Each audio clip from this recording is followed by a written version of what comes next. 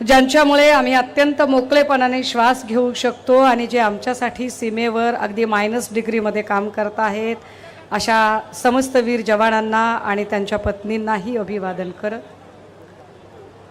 या मंचावर ज्यांचं अवघ्या काही वेळामध्ये आगमन होणार आहे ते सन्माननीय पक्षप्रमुख उद्धव साहेब, त्यांच्या समवेत उपस्थित सर्व मान्यवर नेते, मंचावर आत्ता उपस्थित झालेले नेते सन्माननीय अनिल परब साहेब, खासदार अनंतराव गीते साहेब,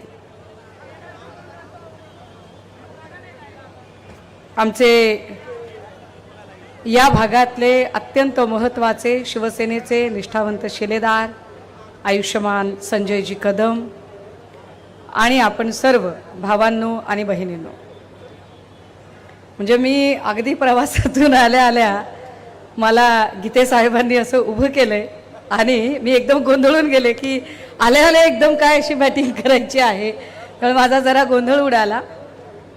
परंतु दापोलीमध्ये मी बोलतेय आणि मला असं वाटते की खेड दापोली तब्बल या सगळ्या भागामध्ये तिसऱ्यांदा बोलतेय. मागे एकदा मी बोलून गेले त्यावेळेला इथल्या काही लोकांना फार रडू कोसळलं होतं. कधी कधी त्यांना रडू कोसळतं, कधी कधी ते बाम लावून रडतात, ते त्यांच्या त्यांच्या पद्धतीने त्यांना जसं जमेल तसं ते करत राहतात. पण ते काही काही बोलले म्हणे मागच्या वेळेला, आणि एवढं सगळं बोलल्यावर आपण पण म्हणजे आपण सांगितलं पाहिजे काही लोकांना. काय होतं की आपण फार सज्जनपणा दाखवतो, एक शराफत है कि हमें रोक लेती है वरना असो. मंडळी, मी काहीही बोलण्याच्या आधी एक किस्सा तुम्हाला सगळ्यांना सांग. खरं तर मला हा किस्सा म्हणजे एका अर्थाने बरंही आहे की पक्षप्रमुख नाही आहेत मंचावर, पण हा किस्सा सांगितला पाहिजे. आम्ही कायम संयम पाळतो, किमान मी माझ्या बोलण्यात कमालीचा संयम पाळते.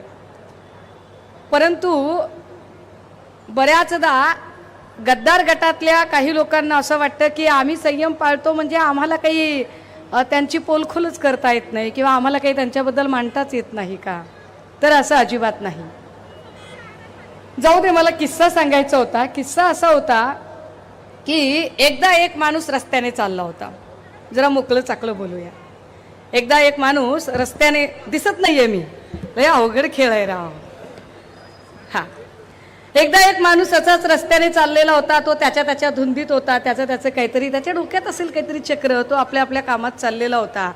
अचानक तो रस्त्याने जात असताना समोरून एक भरधाव वेगाने ट्रक आला. बघता बघता ट्रकने माणसाला उडवलं. माणूस रक्ताच्या थारोळ्यात पडला. ट्रक भरकन निघून गेला. आजूबाजूला असणारी जी माणसं होती त्या सगळ्या माणसांनी पटापट्टी माणसं तिथे गोळा झाली, जमा झाली. त्या रक्ताच्या थारोळ्यात पडलेल्या माणसाच्या जवळ त्यांनी गर्दी केली आणि गर्दी, हे वाजवणं जरा थांबवलं तर चालेल का? ऐका ना दादा हो, हे वाजवणं थोडंसं थांबवा ना, जरा काहीतरी महत्वाचं सांगायला. मी रक्ताच्या थारोळ्यात माणूस पडला होता. बघता बघता सगळी गर्दी जमा झाली.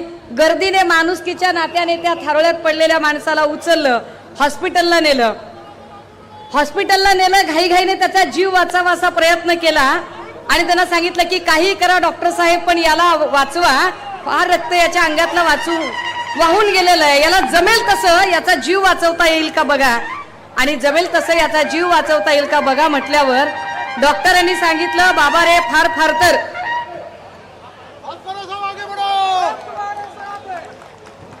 माझी वाजवणाऱ्यांना विनंती असेल, कृपया आपण शांतता राखा ना, जरा शांतता राखा दादा, काहीतरी महत्वाचं सांगायला मी. हा, आपण इथपर्यंत आलो होतो की रक्ताच्या थारोळ्यात माणूस पडला. बाकीची सगळी माणसं त्याला शोधत गेली. तिथून उचलला, हॉस्पिटलला नेला, डॉक्टरकडे नेला. डॉक्टरला त्यांनी सांगितलं की डॉक्टर साहेब याचा जीव वाचवा. डॉक्टर म्हणाले, मी फार तर फर्स्ट एड करू शकतो, प्रथमोपचार करू शकतो, माझ्याकडे काही फार काही नाही. ते म्हणाले, असं का? अहो म्हणाले, काय करणार, मी वेटरनरी डॉक्टर आहे, मी जनावरांचा डॉक्टर आहे, मी फार तर प्रथमोपचार करू शकतो, याच्या पलीकडे मी काही करू शकत नाही. जे असेल ते करा म्हटले. डॉक्टरांनी सगळं रक्त वगैरे पुसून घेतलं, त्याला बँडेज वगैरे केली, मलमपट्टी सगळी झाली. लोक म्हणाले, आता हा बरा आहे का? डॉक्टरांनी सांगितलं, हा बरा आहे, पण याच्या मांडीचं हाड फ्रॅक्चर झालं, याला ताबडतोब याचं फ्रॅक्चर हे करून याला प्लास्टर करण्याची गरज आहे, याला हाड बसवण्याची गरज आहे. लोक म्हणले बसवा की तुम्हीच. डॉक्टर म्हणले वेडे आहात का हो तुम्ही, मी तुम्हाला सांगतोय की मी वेटरनरी डॉक्टर आहे, मी असं काही हाडबीड बसवू शकत नाही. अहो जमत नाही मला, मी जनावरांचा डॉक्टर आहे, हा माणूस आहे, माणसाचा ऍक्सिडेंट झालाय, माणसाच्या मांडीचं हाड फ्रॅक्चर झालंय. ते म्हणले सर काय होते त्याला. अहो कसं काय असं ना म्हणले, जीव वाचवायचा आहे त्याचं पुण्य वाटून घ्या. अहो तो नाहीतर लंगडा होऊन जाईल बिचारा, काहीतरी करा म्हणले. डॉक्टर म्हणला ठीक आहे, I will try my best, मी माझ्या पद्धतीने काहीतरी प्रयत्न करतो. डॉक्टर म्हणाले बघा बाबा म्हणले तुम्ही कुणी आहात का याची काही काय याची हमी घेणार, कारण माझ्याकडे एकच हाड शिल्लक आहे ते कुत्र्याचं आहे, बसवायचं का नाही तुम्ही सांगा. लोक म्हणली बसवा, आता जे असेल ते बसवा. इतक्याच लोक पुढे आली. डॉक्टरही म्हणाले अच्छा ठीक आहे मी ऑपरेशन करून टाकतो. मांडीचं हाड फ्रॅक्चर झालं होतं, डॉक्टरांनी कुत्र्याचं हाड बसवलं. काही दिवस निघून गेले, पेशंटचा डिस्चार्ज झाला, पेशंट भला चंगा झाला, आपल्या पायावर ठणठणीत बरा झाला, चालता झाला, डॉक्टरांचे आभार मानले, निघून गेला. आणि असेच 2-3 महिने निघून गेले. 3 महिन्यानंतर एका बाजारामध्ये फिरत फिरत फिरत डॉक्टर तिथं पोहोचले होते. त्याच बाजारामध्ये तो पेशंटही आलेला होता. साहजिक आहे डॉक्टरला आपला पेशंट बघून आनंद होणं फार स्वाभाविक होतं. डॉक्टर खुश झाले, अरे वा वा वा वा म्हटले.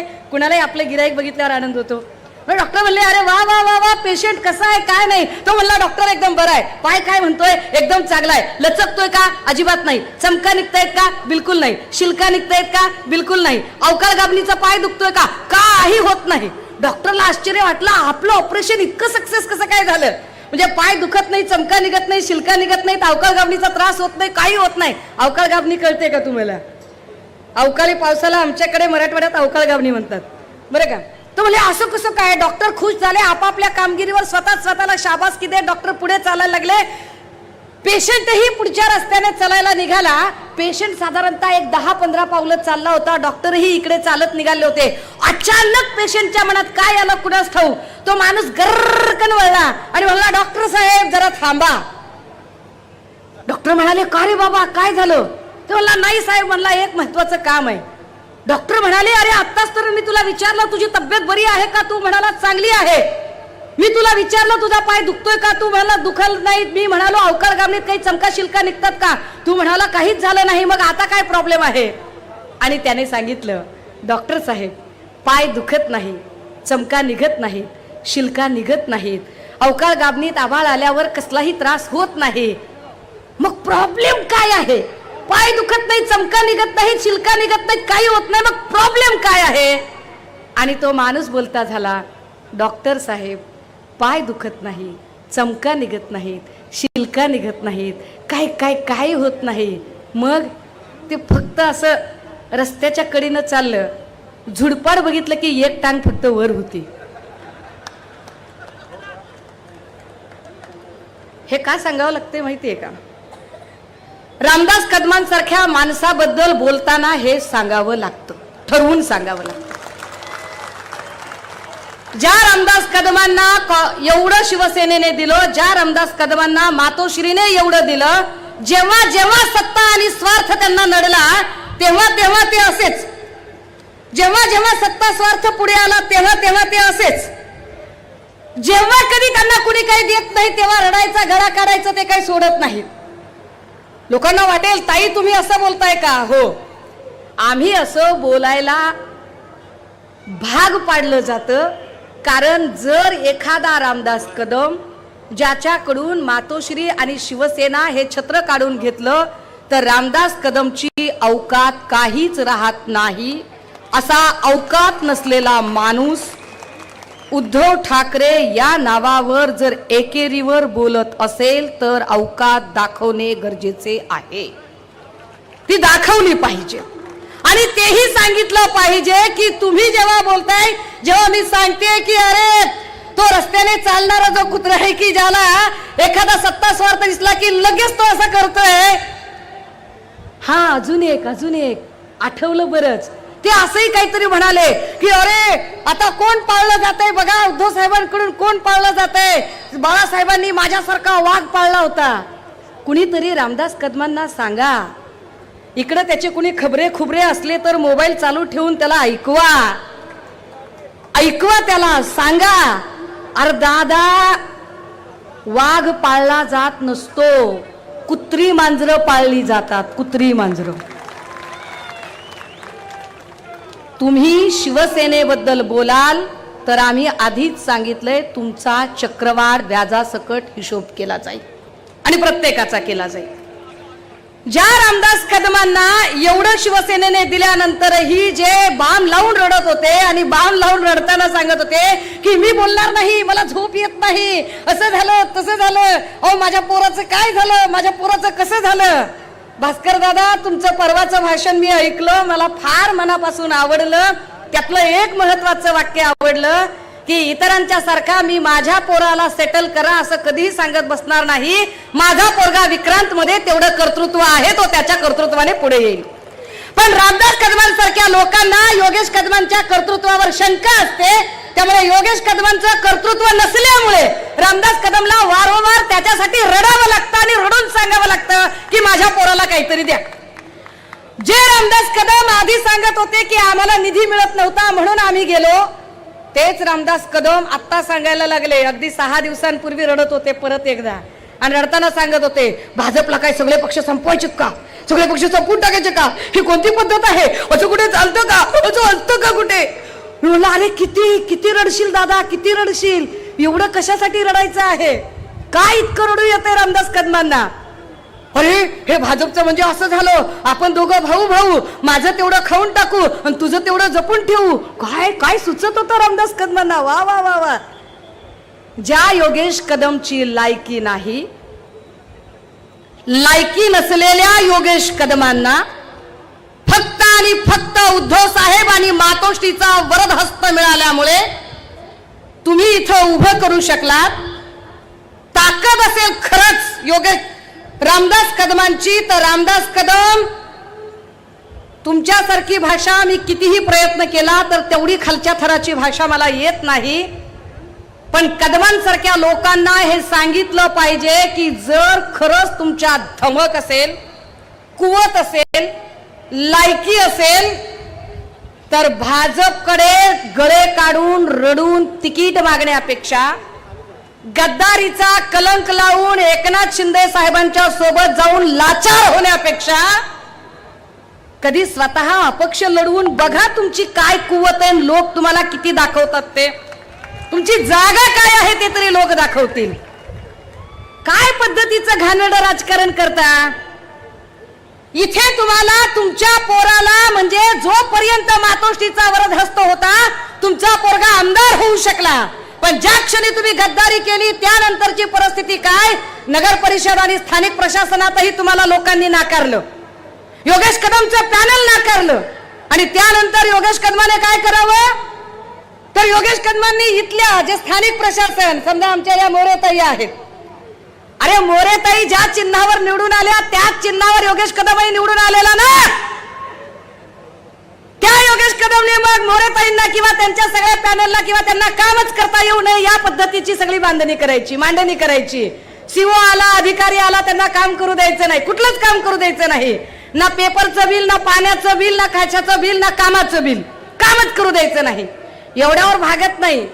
मला त्यांनी सांगितल्यावर आश्चर्य वाटलं की मोरेताईंच्या पोराची पंचायत समितीच्या कामावरून, सरकारी कामावरून कमी करण्यापर्यंत जर योगेश कदमची मजल जात असेल तर योगेश कदम, मी तुम्हाला अजिबात म्हणणार नाही की तुम्ही बांगड्या भरा, कारण बांगड्यांमध्ये प्रचंड ताकद असते, प्रचंड ताकद असते.